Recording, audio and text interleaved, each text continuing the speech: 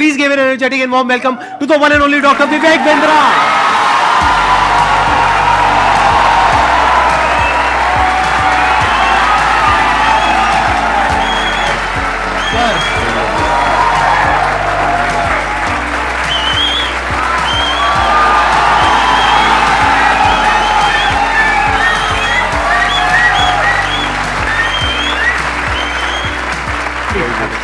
Thank you.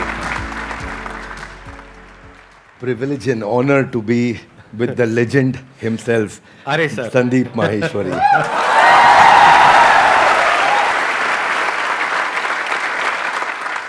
Sir के बारे में मैं जितनी तारीफ करूं उतनी कम है, लेकिन अगर मेरे को शॉर्ट में कुछ कहना हो तो वो ये है कि आप में से बहुत सारे लोगों को शायद पता नहीं है, डॉक्टर विवेक बिंद्रा सर का सिर्फ इंडिया का नहीं पूरे वर्ल्ड का सबसे बड़ा एंटरप्रेन्योरशिप का चैनल है।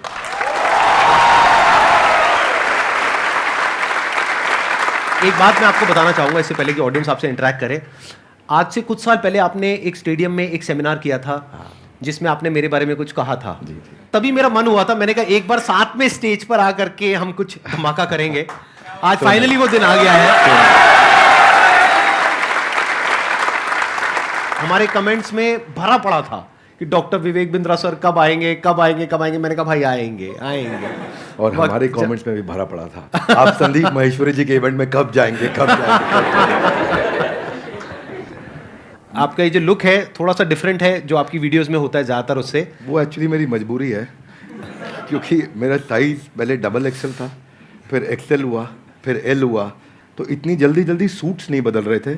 ऑफिस में किसी को बोल देता हूँ, स्टाफ को टी शर्ट बाजार से ले आता है, कमीज ले आता है, बता दिया भैया एल साइज कर लिया, वो फट से पहन लेते हैं। और दूसरा ये भी था कि संदीप सर को मैच करना था। आसान है। Bounce back. ऐसे ही बोलते हैं ना सर, ऐसे ही कुछ करते हैं ना। हाँ जी। हाँ ऐसे एक बार करके बताएंगे मेरे को, मैं भी करता हूँ आपके साथ। अच्छा ऐसे कुछ कैसे? I can! No, come on, one more time. I can! I will! Bounce back! Bounce back!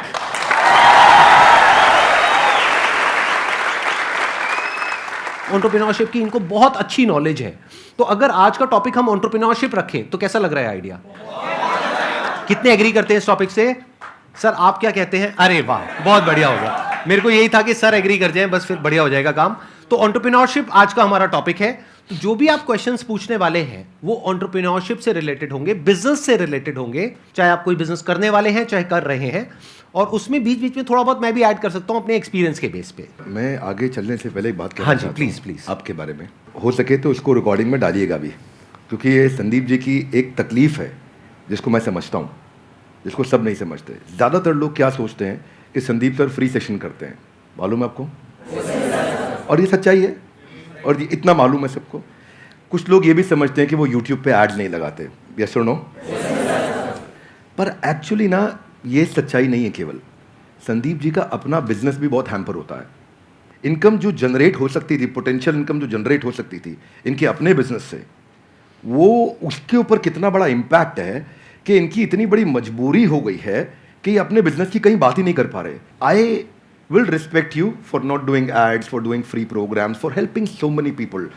But all the more, जब मैं एक entrepreneur की तरह देखता हूँ और आप आज अपने बिजनेस की बात कर ही नहीं पा रहे हैं, जो कि करनी चाहिए आपको, जो कि आप वैल्यूएबल प्रोडक्ट बना रहे हैं, वो आपका बिजनेस है, ये आपका एक सेवा है, सोशली रिस्पॉन्सिबल इनिशिएटिव है। So for that I respect you a lot. Thank you so much sir, thank you so much. मेरे लिए ये है कि मैंने अपने पैशन को, प्रोफेशन को अलग अलग रखा हुआ है अपने माइंड में। मैं इसको इस तरीके से देखता हूं कि मैं सर्विस कर रहा हूं। I am serving the country, I am serving the nation, I am serving all of you. अब बताइए आप में से कौन है जो ये क्वेश्चंस पूछना चाहते हैं एंटरप्रेन्योरशिप से रिलेटेड? 2014 से मैंने जर्नी स्टार्ट किया था और आप दोनों से ही मैंने लीडरशिप और टीम बिल्डिंग सीखा और एंटरप्रेन्योरशिप सीखा। तो मेरा क्वेश्चन ये है सर कि I am running a chess academy. तो बीइंग अ चेस कोच मैंने एज अ फ्रीलांसर स्टार्ट किया था, और आज जो मेरी सबसे बड़ी प्रॉब्लम है, मेरा अकेडमी का जो रेवेन्यू है 1 CR मैंने क्रॉस कर लिया है पर ईयर का। Very good.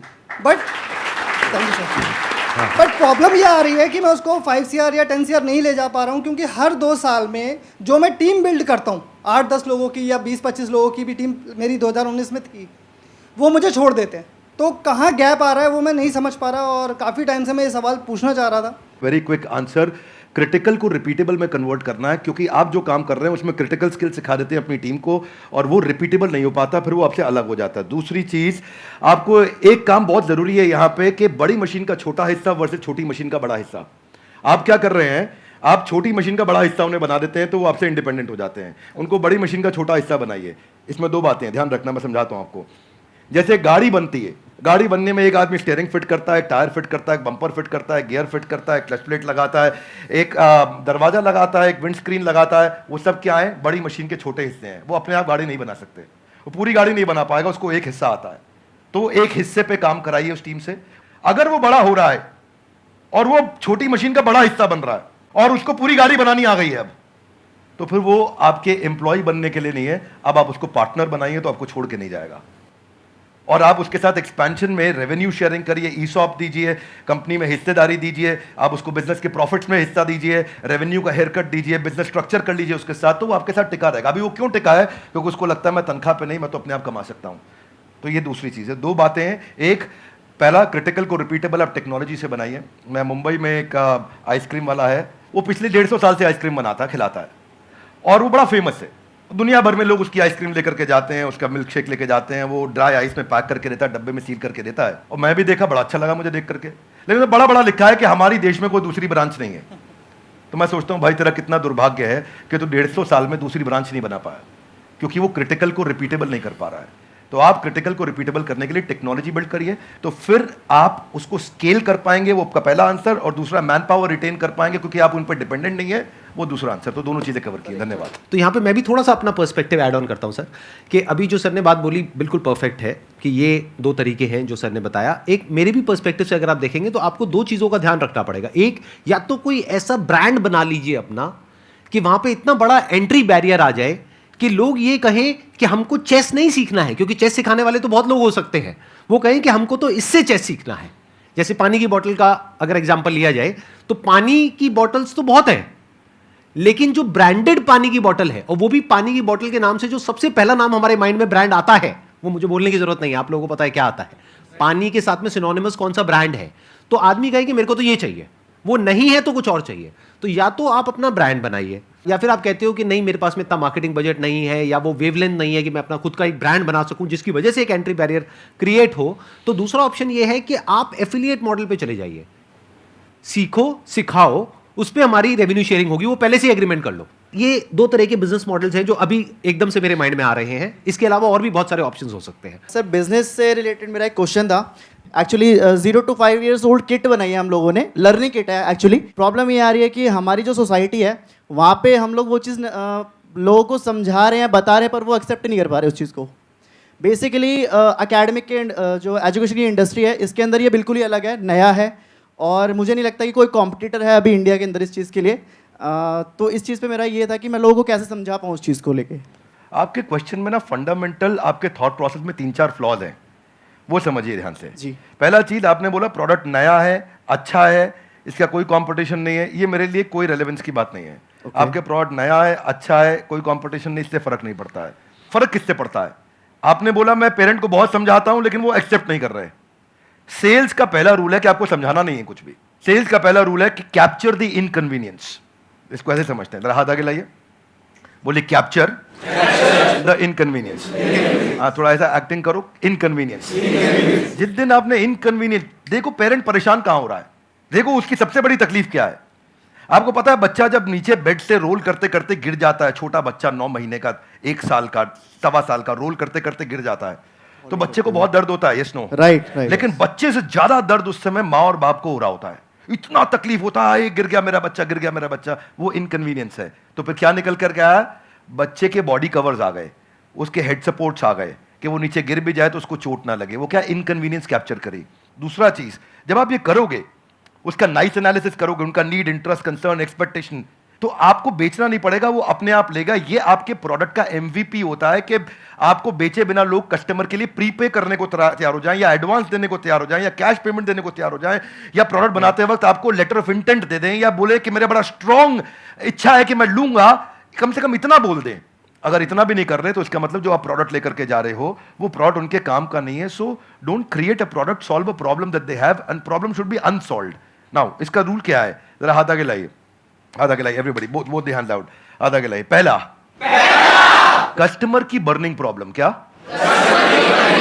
दूसरा, उसे ऐसे सॉल्व करो कि कस्टमर मेरे बिना अपने आप सॉल्व.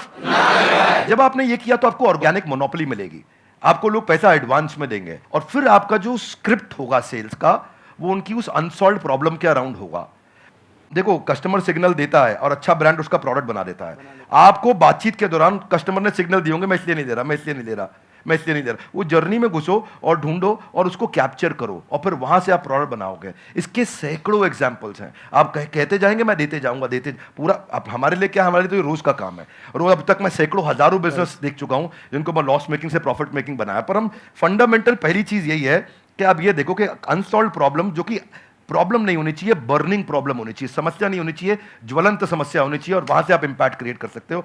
तो आपने जो प्रोडक्ट तैयार किया है उसमें ये ढूंढिए और सारी पोजिशनिंग वहीं से होगी आपकी. इसको बोलते हैं reason for customer to switch. क्या बोलते हैं? Reason to customer. कस्टमर क्यों स्विच करके आएगा आपके पास में, उसके पास 5 रीजन क्या है, क्या वो 5 कारण है आपके पास आएगा, उनको आइडेंटिफाई करो तो आपका प्रोडक्ट भी वहीं फोकस्ड होगा और आपकी स्टोरी भी वहीं फोकस्ड होगी. धन्यवाद. अभी आपकी प्रॉब्लम क्या है कि आपने एक प्रोडक्ट बना दिया है, जो प्रोडक्ट आपको सही लगा उसके हिसाब से आपने एक प्रोडक्ट बना दिया है. ऐसा नहीं है आपने लाखों लोगों से जाकर के डिस्कस किया है या फिर बहुत ज्यादा रिसर्च करी है फिर एक प्रोडक्ट बनाया. नहीं, आपको लगा कि इसकी नीड है, लगा. ध्यान से समझना, लगने में और होने में जमीन आसमान का फर्क होता है.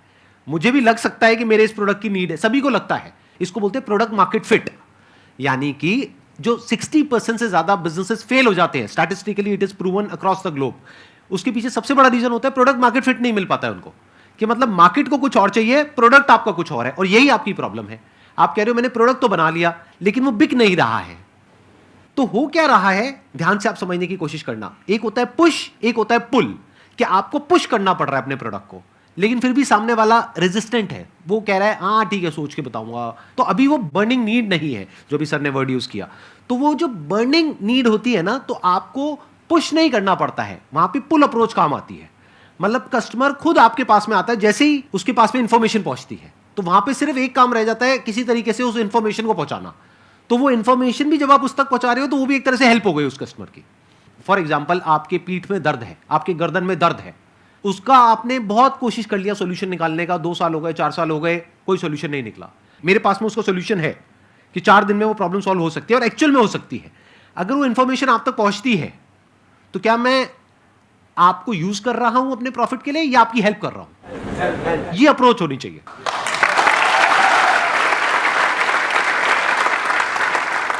सर मेरा एक छोटा सा क्वेश्चन है आपसे कि जैसे बिज़नेस में मुझे बहुत इंटरेस्ट है, एंटरप्रेन्योर में बनना चाहती हूँ, लेकिन मेरी लाइफ में एक छोटा सा ट्विस्ट ये है कि अभी जस्ट लास्ट ईयर मेरी मैरिज हुई, अभी बेबी भी है 7 मंथ्स का. बट मेरा जो इंटरेस्ट है उसकी वजह से, और मैं मतलब अपना बेबी और मैरिज समथिंग मैं उसको मैनेज नहीं कर पा रही हूँ. तो मैं पूछना चाहती हूँ कि एक वुमेन एंटरप्रेन्योर का क्या माइंडसेट होना चाहिए? ये बड़ा इंपॉर्टेंट चीज है कि आप डिसीजन लीजिए और उसमें देखिए कि जो आपको आता है, जो आपको भाता है, जो बाजार चाहता है, जब इनका कॉम्बिनेशन बन जाता है तो इतना पैसा आता है कि संभाला नहीं जाता है. क्या बात है. ये देखिए क्या आपको क्या आता है, स्किल सेट, क्या भाता है, माइंडसेट आपका, मैं क्या मेरे को अच्छा लगता है, ये अच्छा लगता है, और फिर क्या बाजार चाहता है, जो पीछे वाले भाई साहब को हम बता रहे थे कि बाजार क्या चाहता है. जब इन तीनों का कॉम्बिनेशन बन जाता है तो पैसा आता है.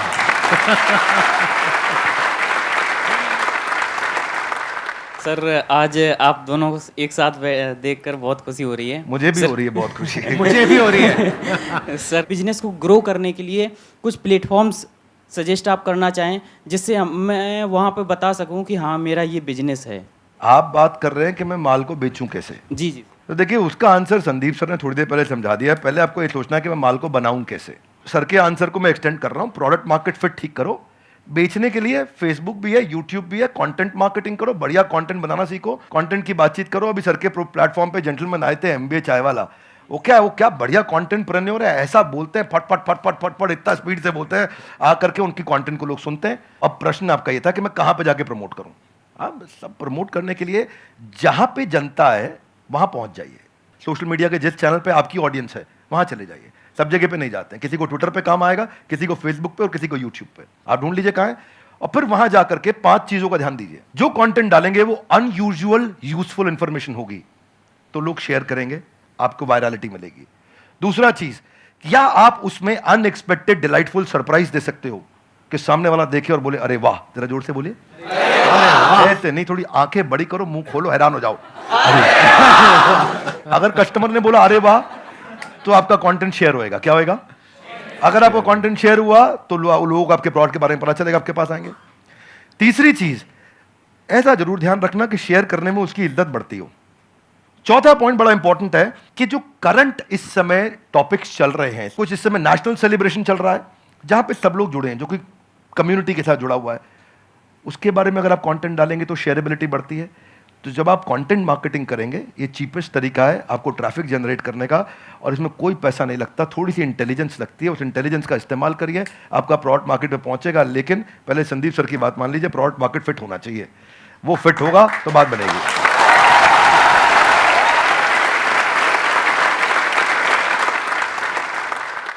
सर पहले तो आप दोनों ही मेरे गुरु हो सर, और थैंक यू सो मच। मतलब मैं आज बहुत ही लकी फील कर रहा हूँ।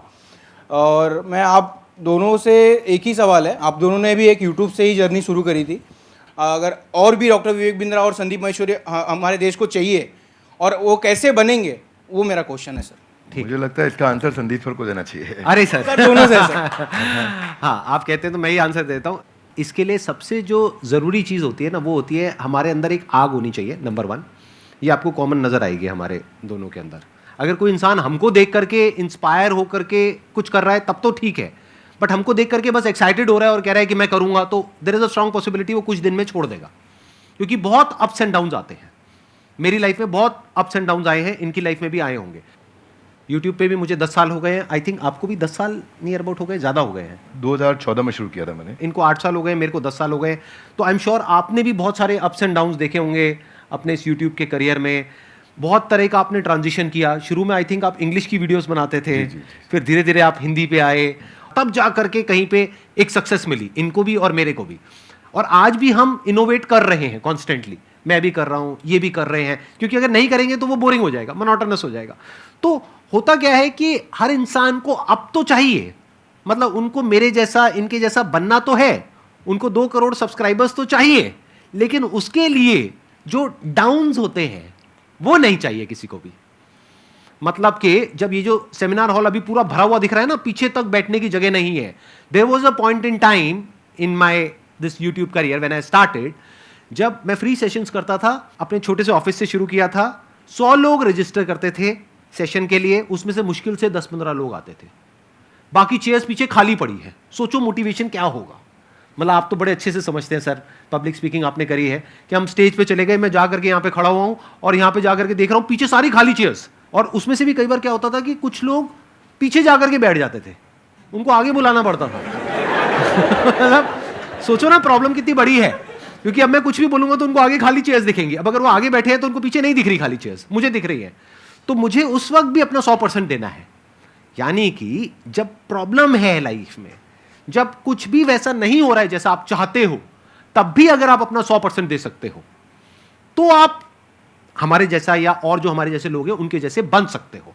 लेकिन अगर आपको सिर्फ हमारी सक्सेस तो चाहिए, हमारे फेलियर्स नहीं चाहिए, हमारी जो अपसाइड है वो तो चाहिए, हमारी डाउनसाइड नहीं चाहिए, हमारी स्ट्रगल्स नहीं चाहिए, हमारी प्रॉब्लम्स नहीं चाहिए, हमारा स्ट्रेस नहीं चाहिए, हमारी एंजाइटी नहीं चाहिए। यूट्यूब पे अगर आप जा करके देखोगे, इनके चैनल पे, मेरे चैनल पे बहुत सारे कमेंट्स पॉजिटिव होते हैं, लेकिन कुछ नेगेटिव भी होते हैं। और हमारा माइंड ऐसा है, जो इंसान का दिमाग है ना, वो इतना खतरनाक है कि ध्यान वहीं जाता है जो नेगेटिव होता है। जैसे जो दांत नहीं है, सीधा जीभ वहीं जाती है, बार बार वो चीज़ दिखती है। और वो कई बार इतने नेगेटिव होते हैं कमेंट्स जिसकी कोई हद नहीं है, क्योंकि यूट्यूब पे क्या है, किसी का फेस तो दिख नहीं रहा है, कोई भी आकर के कुछ भी बोल के चला जाता है। अब वो तो बोल करके चला गया, अब पता नहीं वो 12 साल का बच्चा है या कोई 60 साल का आदमी है, पता ही नहीं कौन है, फेसलेस है, नेमलेस है, नाम भी नकली है, कुछ भी बोल करके चला गया, आपके दिमाग में वो चीज़ बैठ जाती है। तो ये चीज थोड़ा सा ध्यान रखना पड़ेगा कि आपको शुरू में एकदम से सक्सेस नहीं मिलेगी, एकदम से एप्रिसिएशन नहीं मिलेगा, बहुत टाइम बाद जाकर के आपको एप्रिसिएशन मिलेगा। शुरू में बहुत नेगेटिविटी मिलेगी। जब मैंने शुरू किया था तो लोग बहुत उल्टा सीधा बोलते थे, आई एम श्योर आपको भी बहुत बुरा बोला होगा शुरू में। फिर एक स्टेज के बाद में जाकर के लोग एक्चुअल में सुनना शुरू करते हैं, तब तक तो लोग कुछ ना कुछ बोलते ही रहते हैं। इसमें आपके साथ एक बात शेयर करता हूँ। भगवद गीता में एक अर्जुन का एक श्लोक आता है, राज सुख लोभेना, कि मैं इसके लिए युद्ध नहीं करूंगा।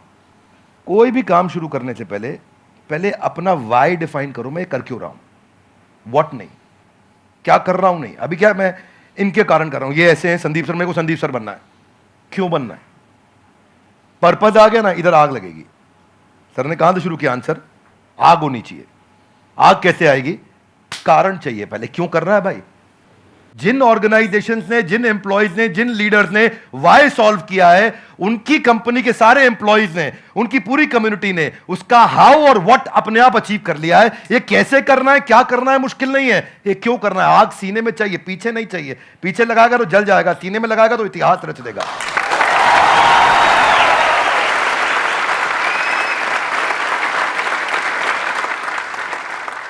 Only substantiating to what he said कि आग होनी चाहिए, वो कारण चाहिए। अर्जुन शुरू में युद्ध नहीं करना चाहता था, क्योंकि उसको कारण ही समझ नहीं आ रहा था मैं युद्ध क्यों करूं। उसको लगा कि यार मैं राज चुक के चक्कर में करने लग रहा हूं और वो ईमानदार आदमी था, पहले ईमानदारी बाद में दुकानदारी।